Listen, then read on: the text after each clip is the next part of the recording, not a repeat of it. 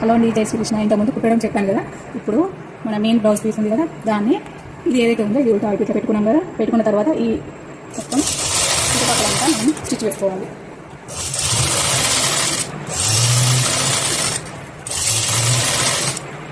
నేను ముందుగానే పైపింగ్ వేస్తున్నాను.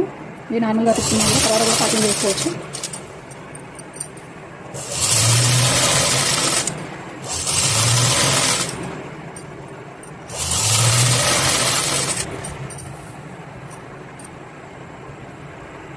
నేను చూడండి, మనం ఇంత క్లాత్ ఎక్స్ట్రా తీసుకోవాలి.